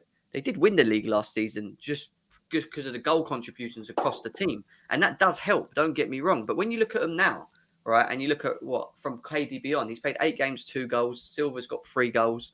Foden's got 3 goals. Yeah, they've Grealish has got only goals got 1 everywhere. goal. You know, Sterling's only Exactly. got 1. Jesus has got 2. Ferran It's not. Torres I is a mean, big Ferran loss for Torres them. is 2. Mahrez is 2. So they are contributing 2 goals again, and it will keep them up there because of that. And that's the Yeah, thing. but and I haven't also got, don't get blindsided by thinking Grealish is that guy that's going to score you Lampard goals because he's never been that player. No, he's not that player. So what is He's the diet he's then? never a player that scores you goals after goals every 2 games. He's a creator. Johnny, why is he there then? Because they have enough of those creators in the team, though. Because Sterling is not. He's been out of favour as you saw last season, and he's not the player that he was 3 years ago. Clearly, No doubt. But you spent 100 million to replace Sterling, really? Well, personally, yeah. I mean, Sterling. I think if you didn't have Grealish and they didn't make a signing, I don't think City are going to. You don't think they be could up put there. Foden there? No, I think Foden still needs another season to get to that level. Foden's Yeah, man. sick, He's man. not. I think to play week in, Foden's week out. sick, man. Let's not get carried away here. No. Week in, week out with Foden, I don't think he's built enough to last you just yet. He's close. Okay, I see what you're saying. Like, he's close, but he's not. He's not someone you can rely on a whole season. He is good, but he just doesn't get enough. He doesn't start enough for me, which is the issue for City. You know, like Mason Mount is very important. Like he plays, and he hasn't played recently. Don't get me wrong, but in the last 2 seasons, he's been playing most games, and he's been able to show. Yeah, Foden ain't got the minerals to do that. He'd be on he crutches. has. I just don't think he gets played as much. That's he wouldn't. Listen, if you put Foden to rely on a player like Foden throughout every single game, he's going to get so burnt out. The guy's tiny, man. He's not built like that. He's a David Silva player. You know, he's that sort of that frame. Those frames you've got to cotton wool them, as Pep's done for God knows how long. I just think he's 1 season away from, once they get a striker, that relieves them a little bit more of other duties that they've got to take on. If they had a striker, then I think you've got more of a lease of life for Fodens and Grealishes because they've got more to play off. Whereas they're relying on a Ferran Torres or a De Bruyne in false It nine. seems like they went about it backwards for me. It seems like they went about it backwards. You get the striker in, and then you bring in the auxiliary pieces. You know. Yeah, but if you didn't buy Grealish this season, he's only going to go up in price. He's only more than 100 million. Man, come on, dog. Really? That's boogeyman, of course, man. Man. What if he balls out for Villa again? That money's just burning a hole in their pocket, man. They just needed to get that off their chest. No, that 100 million was in his contract. Regardless, they had to pay the 100 million. It was in his contract. That was the clause. I'm going to go over 2-0 City because we have got to move on. We've got 2 more games to get through as well. Right. Foden can start week in and out because Pep loves to rotate as it's a lot. It's just that simple, man. Yeah, he doesn't. Foden starts in every big game for Pep, so that argument don't make much sense is also what he's saying. But we move. Anyway, let's move on. It's not about we're having a Foden debate yet. Maybe one day we'll have a Foden debate. But I'm going for a 2-0. 2-0, I think, is what I'm thinking of City on this one. That's what Man City does, man. 2-0. Yeah, 2-0 straight up. You know what I mean, not many goals, but you know, just get the job done, and they'll be up there. They'll be relentless. They'll give Chelsea a run for their money, or they'll, you know, eventually, if we're not on top of our game, they will do us. Like they will, because they've got a good manager. But Tottenham versus Leeds, Conte versus Bielsa. That's going to be an interesting one. Obviously, Tottenham are sitting in ninth, 16 points, 1-2, lost 2, drawn 1 against Leeds, who was 15th and 11 points, 2 wins, 1 loss and 2 draws. I mean, Tottenham are at home. Leeds are just going to play like they always do, come out and try and outscore you. Couch, Conte's back at Spurs. Well, Conte's at Spurs. We're going to see anything different. Nope. No? Why? You know what you're going to get? 5 at the back, 2 industrious midfielders. Give it to Kane and Orson and Salah. Like that's basically what Conte relies on. Like a structured back 8, if you want to call it, back 9, and then you use the creative players, the Sons and Kanes to try and win you the game. I don't think it's going to be any different there. And I do think that he has the ability to put together a quality squad. And to be honest, when you look at that squad, that Spurs team, they actually have an okay squad. Maybe not the defensive tools that he needs, like that libero, that guy that can play out from the back for them, and basically be the leader back there. I don't think they have a defender that can do that for them. I guess there's talk of this like Christian Romero guy, but I haven't seen enough of him in that role that would lead me to believe that he is that guy. I like Højbjerg in the midfield. I think that he's the kind of guy that will play for Conte. They both like to play the similar styles of game, like that robust sort of like midfield ball winning general. And again, I don't know. I actually happen to like Ndembele. I think that he's actually a pretty decent player, but for whatever reason, he can't stay fit. He can't find fitness. He can't play for more than like 50 minutes before he just falls apart. So I don't know if Conte's going to want to use him, because Conte obviously needs a fit squad the way he plays, and I don't know if he fits into his particular system. But if I were going to go with a midfield too, I would go with Ndembele and Højbjerg. But I think he might go with somebody like Skip or whoever else they have there. I don't know, Skip, somebody like that. They rate Skip, didn't they? Quite highly, actually, for the Spurs boys. So it would be interesting to see. But Johnny, has Spurs got the minerals? Has Conte got the minerals? Is he? No, I think he's taking the wrong job. Yeah, I think he's going to try and implement a mentality that has never been there, never will be there. And whether they're playing home and away, it's still Spurs. I don't think home advantage counts at Spurs, to be honest. The squad, have they really? It's not no, but for me, I think the system that Conte likes to play, he ain't got the players for it. I also think that it can go two ways, but Kane's obviously banged a load of goals for England. That'll kickstart his season. So with Kane scoring goals, you've always got to be concerned with that. That's always a danger for Leeds. But with Leeds, the way they play, they don't change the way they play. They come out, they press, they hunt, they like possession. That might suit Tottenham in the sense that, counter-attacking football is what Conte loves. But I just don't think that Tottenham are good enough to play like that. I just don't think they're ready to play that Conte ball. And for that reason, I think Leeds have got a great opportunity to get a result at Spurs. Wow. Okay. Interesting. I think that they will win Spurs. I don't think Leeds are beating them, and I think Leeds will come out, and I just think Spurs will outscore them with Kane and Son. And I do think that they will get a bit of a boost from it, because one thing Conte will do, and we've seen it at Chelsea, is he will demand the levels to be increased. Like, he will demand them 100%. Even if they're slacking, he's shouting at them, come on. But they ain't got the mentality gem, them players. No, but I think they need that. I think he will elevate them a little. He will elevate the players, the good players that are in the team, to a level where I think that you'll see a better performance for Spurs. But in terms of people like Eric Dyer and players like that, I don't think you can elevate them, because I don't think they're good enough. So I think he's in a catch-22 of, I've got okay players that I can elevate, but then I look at Sarr for the team and it's not good enough. Like he will want to have to buy it.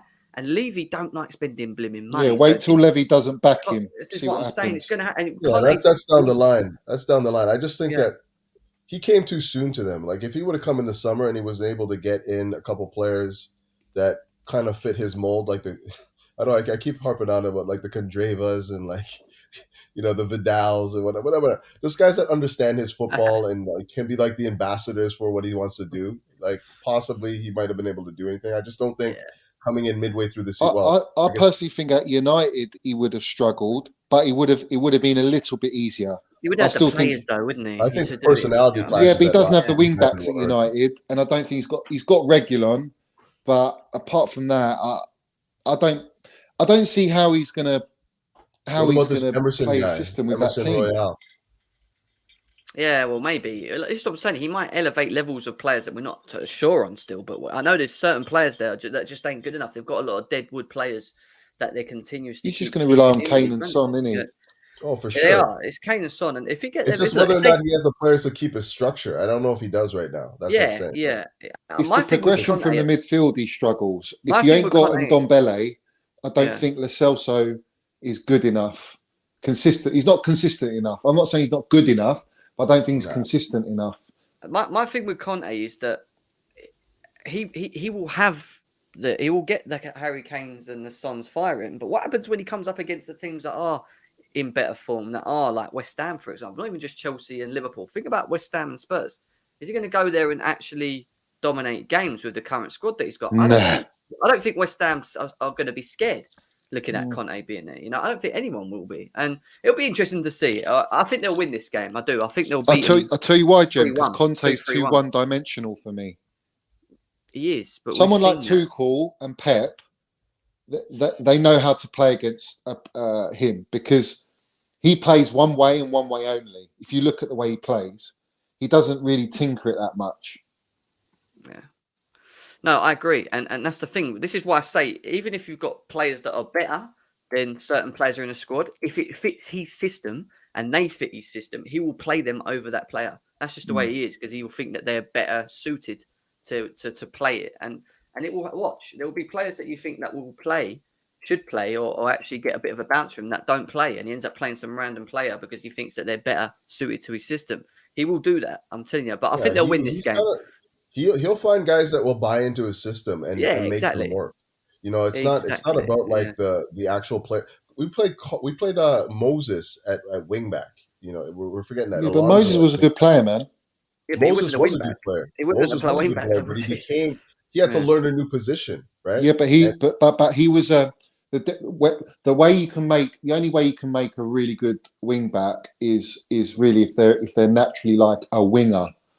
And then you add to their side of the defensive side of their game, and that's what he did with Moses. Playing on the counter as much as we were. But if you take us and take Asby, for example, he's not a wing back.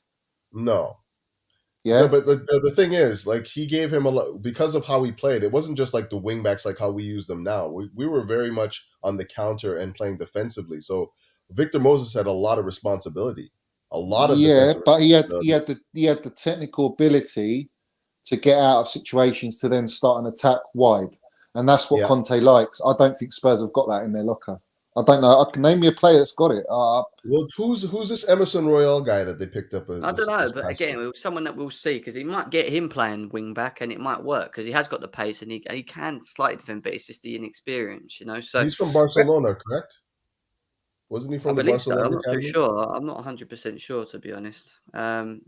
Yeah. But look, I think they'll win this game anyway. Let's move on because I do want to delve into the last game. I say it's the last game. It was actually the first game. I was going to start on it, but I thought, I'll save the best for last. You know what I mean? Right. Leicester versus Chelsea. Obviously, we're going over there with. I think our formula is not the greatest. Actually, we win games, we lose games. It's a bit mixed back everywhere. We've come back from an international break. Lukaku's been training this week. There's no speech about Timo Werner. Whether he's going to be fit or not, I don't think so by the looks of it. But what are your thoughts on this game? Because this could really be a bit of a... It could be anything, couldn't it? It's going to be a bit of a banana skin, in many ways. I mean... Tricky customer, Leicester. Yeah. They are... Yeah. I would say I don't think Lukaku starts this game, personally. I think you start Kai Havertz for me. And the reason you start Kai Havertz is he's found a bit of foot. He's scoring goals, man. He's played consistently. He's fit. I think in the way Leicester play against their defense. You want that movement. You want that intelligence up front. And I don't think Lukaku is fit enough to just be thrown into this game, especially an early kickoff as well. So for me, Kai starts, and I think we've got more than enough. I'm not sure if Mount starts because he's been out for a while, but he's been training. So him and Lukaku might feature in the second half.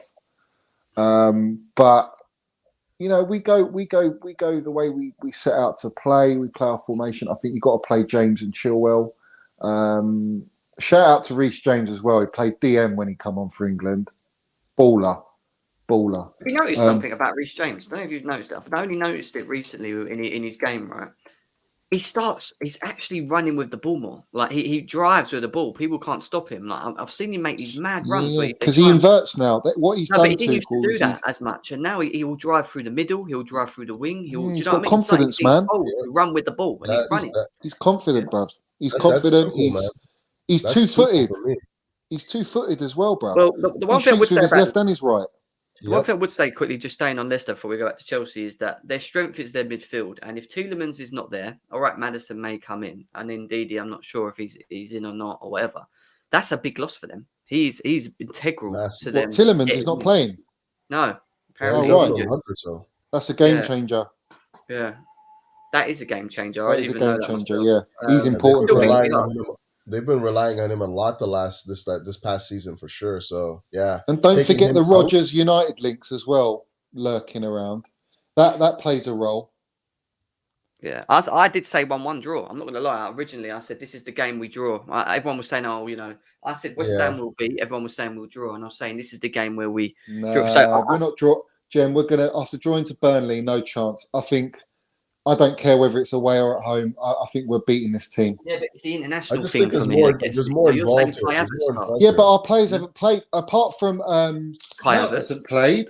James played a small amount of game. Chilwell played a small amount of minutes. It's just the travel though too. Like I think that just everyone being away from the squad, you know, early kickoff coming back in, not a whole lot of time to train, get everyone back on the same page.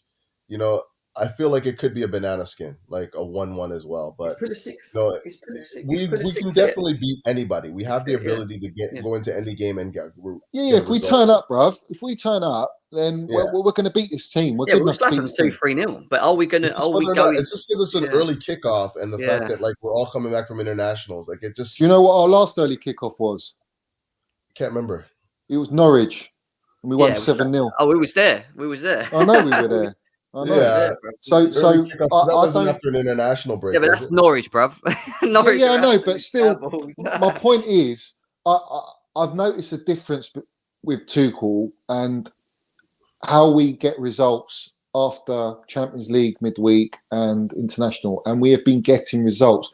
History will tell you we always drop points, or we might have a shocker and lose. I don't think it's the case in this game, simply because most of our players haven't really played like full 90 minutes consistently with their international sides, whereas before Mount had played full 90 minutes, Reece James would play, you'd have Jorginho playing full 90s, you know, all our players playing. Kante hasn't. I don't think Kante played, did he?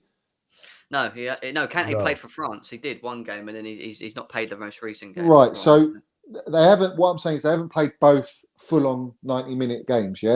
So it's not just that though; it's the travel too, right? And then getting back, acclimatizing. Yeah, they're used to it, bruv. They're used to it. Well, they're missing Evans, Fofana, and Tielemans. When you have the travel, though, right? It's not like sleeping in your own bed. They're missing 3 players: Evans, Fofana, and Tielemans, which is a bit of a miss. Mendy is Fofana's been out forever, right? Fofana hasn't played all season.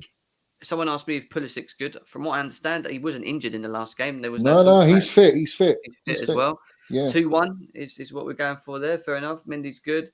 Aston Villa, Chelsea, 2-1. We're not playing Aston Villa, bro. We're playing Leicester. 2-0 Chelsea. Ruben Loftus-Cheek can a pivot, and we're cooking. Is what Max is saying. No.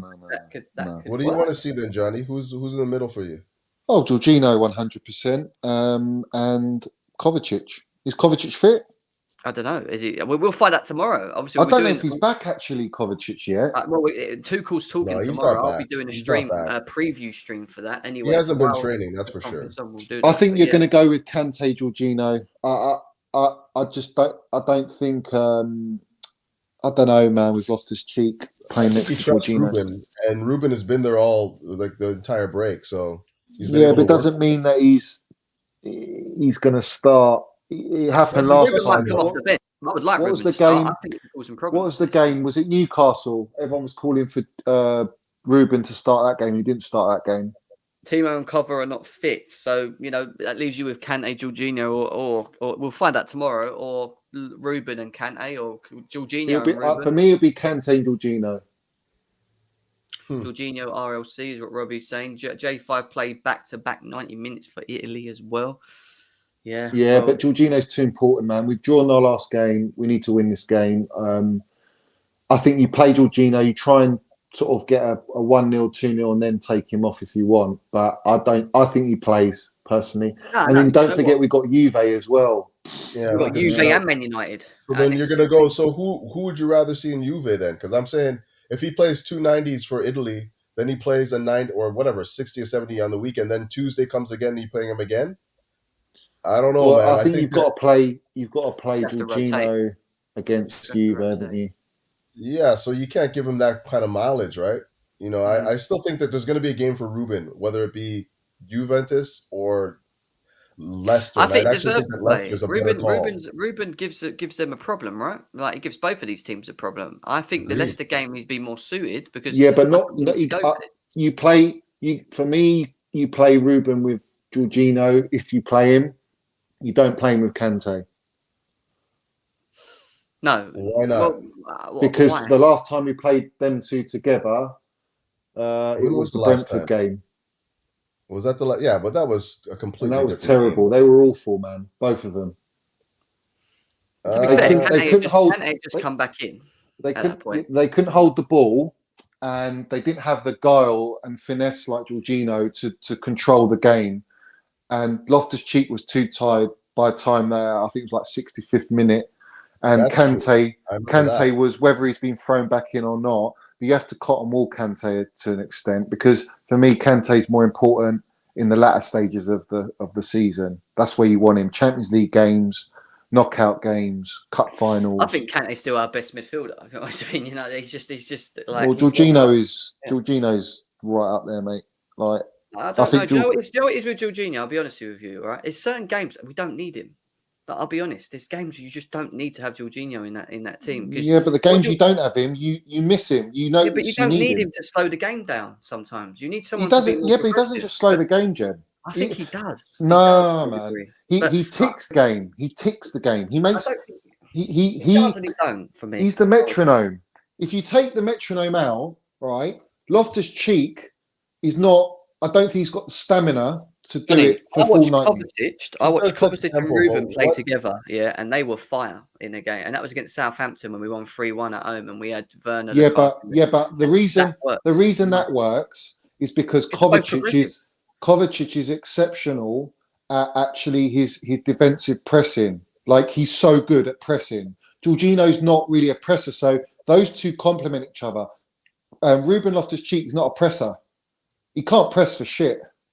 No, so I like if you're going to have Ruben, Ruben and Jorginho, you haven't really got that pressing. And if you ain't got Mount starting, where's your pressing coming from? Yeah, but I think Kante does that when he's on the pitch. That's Kante does it. Yeah, he can press. The way it's been the last little while is Jorginho. If Jorginho doesn't play, he plays defensively. He's not up to it. So like that's basically how it's basically Ruben deputizes for RLC. And it's usually Kovacic and Jorginho and Kante.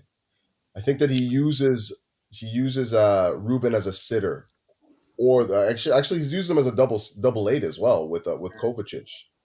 But I think that for the most part, when we see the midfield, we're using Jorginho, or we're using Ruben Loftus-Cheek in Jorginho's role, and we're using well, obviously Kovacic and Conte are interchangeable, but I have no issue with Jorginho playing. I think he does control the game very well. But it's in certain games where you're chasing, you need to win, and you need to you need to be progressive. You need to be driving into the spaces. You ain't Yeah, going to but give you. Kovacic and Ruben are the best at progressing the ball That's out what of I'm saying. those So in them pivot. games, I'd like. That's what I'm saying. On a game basis, I would like to see them two in games where we need to go for it. Do you know what I mean? And be a bit more progressive. It That's what I'm depends. saying. Do you know what, Jem? It depends on who his front line is, because whoever's in the front line might have to drop in deep to collect the ball as well. Yeah. Well, Mason Mount would probably be there and there. I mean, I'd start Money Mace. Who's your front three? Who's your front three? I think Kai for sure. I think Cho deserves to play on the left, and then I'll put Mount on the right. What are you saying, Couch? decent. I'm gonna go Lukaku up top, Cho, and Havertz. You see, I wouldn't risk Lukaku straight away. I think he's going to play him. I think he's going to rush him in. I think Lukaku starts this game, and I think Cho starts, and I think Mason Mount starts. That's what I think he's going to do. It's possible. I mean, any of It those. could be any of them. We got the options. We all said three different like things. the shouts. Like I hear Johnny too. I can see that. I do. I hear him as well. 100%. The reason I say don't throw him in, I'd rather give him 15, 20 minutes and then play him and then start him for Juve and start him for United. Yeah, but do you know what, Johnny? I think Tuchel's thinking start him, try and get the game done, and switch him with Havertz. So you get 50, 60 minutes in him to go then against Juventus. Because you've got to bear in mind, we've got Juventus and Man United within 3-4 days of each other. He's going to need him to get minutes quickly.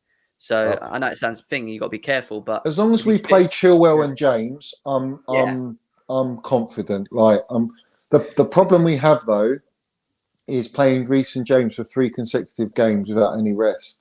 But you need them for all games. We ain't really got the backup there, have we? Aspie goes in there and Alonso, and it's just a massive. For me, I've said it to the Couch on his channel as well. Our most important area, our most important players in that system are our wing backs. They 100%. The way we play in the system involves them not only be able to go forward, but actually be able to recover and get back into position defensively. This is why I say, Jem, you bring back Billy Esther, bruv. This game would have been perfect for. You could rest Jorginho, right, and you could play Billy Esther in this game. Billy Esther, and you would dominate this is the Norwich game, man. What about Saul Niguez? No. I mean, Saul Niguez is in. Forget Saul, man. He's just here as a favour, bruv. You know what I mean? just Johnny, to see a bit of London. Mr. Minerals, should Rudiger start because of Vardy's pace? Well, yeah, you got to play Rudiger, haven't you? He's your best left-sided centre back. Yeah. That's a given. Even with all the contract talk going on and all the nonsense, I think Rudiger will still undoubtedly play everything for the shirt. So he starts. I think Silva played international, didn't he? Played for Brazil. So I would start Christensen and Aspilicueta and Chalobah. I play Chalobah. Fair enough. I mean, look, Tuchel's got his press conference tomorrow. I will be live, usually live when they're doing that. So we will be doing a 1 to 11, and then we'll polish up on it once we know what Tuchel has confirmed who's in and who's out and stuff. That will be the preview show, which will be on here. So make sure you do that. Also follow Couch Critic, guys. I keep saying, follow Couch Critic because we're doing a show later at 7 p.m. tonight, reviewing the past and present Chelsea managers. I'm going to put the link in the chat. So if you guys want to go on there after and subscribe, let's try and get to 200k. Thank you for getting me to 3.1. We're over that. I think we're on our way to 3,000. That was easy. Thank you very, very, very much for doing that massively. Help me get to 20k on Twitter. I'm about 10 off 20k. So if you want to follow me on Twitter, go for it, man. No, man. Oh, right. For real? I thought, hell, Johnny's doing. No, go and follow Johnny Minerals FC. If you don't know, then get to know. Go over there. He's on too. Oh, let's get Johnny to 3k followers, man. Come on, let's go and follow him on Twitter as well. Minerals FC on Twitter. Score predictions, guys. What are we saying for this one? 3-0 Chelsea. 3-0 Chelsea. What are you saying, Couch? man, still think this international break's going to play a role, man, in the early kickoff. I'm going to say 1-1 still, 1-1. Cool. Yeah, he's still going for the draw, even without Tielemans and that. I hear that. I do hear that. Don't forget the ladies tonight as well. 8 p.m. Champions League. 2 points ahead in their group is what Strip Bear's saying. Guys, make sure you watch that as well. They're doing very well. Smashed Man City on the weekend as well. 4-0. They're on fire. 1-0 is what Stuart's saying. I didn't know Tielemans was out. I still think this is going to be hard. And I do think they're going to score as well. So I'm going to go with a 2-1 Chelsea. Now, I did say 1-1 originally, but I'm going for a 2-1. Even with our best defence in the entire league? Yes. Without Tielemans? I think they'll get a chance. I still think they can cause us problems with other players if we, especially if we're not on our game. We're not on. Look, if we come out slow, and we've got a habit of coming out slow in games, they could nick a goal early in the game, and that's just because of us being slow. If we don't come out slow, and we're in their face and we take control of the game and we're holding the ball well and, we ball retention is very good, then they don't score. No, I agree. I think we bury them, at 1 point through the game. But I don't know. It just depends how we come out for me in the hot. Yeah. And like Couch said, international's a big thing. And if they come out slow, lethargic, not really up for it, a bit tired, Leicester have been pretty much resting most of their players. So I will say this, though, just knowing Tuchel, even when we do come out lethargic in the first half, he usually has them right up for it again in the second half. And yeah, I think that's we have enough things on the bench that if we can change the game, we should have enough things on the bench where we probably could, affect the game in a positive way. So, I mean, I'm leaning 1-1, but I wouldn't be surprised if we get a 2-1, 3-1 either, because I just think that our bench is that strong. Could be. And we could easily beat him. That we could easily bury him. Couch. It could be like a. They're not playing that well. It's not playing like well. They're playing well. That's a good point too. They're not playing well. Mendy's fine. I don't know why Mendy's. If people say Mendy all right, Mendy's fine from my end, Andre. There's no issues with Mendy. And on that note, guys, what a great show that was. Still over 100 people here right now, guys. Smash the like button, please, before you leave. Subscribe to the channel if you are still new here. I'll be back tomorrow to do the Leicester Chelsea preview show. Remember what I said later tonight, Couch Critic. You see his name right there, Couch Critic. I put the link in the chat a number of times as well. There it is. When you leave, go and subscribe to his channel, get him to 200 subscribers, and we will be back over there at 7 p.m. UK time.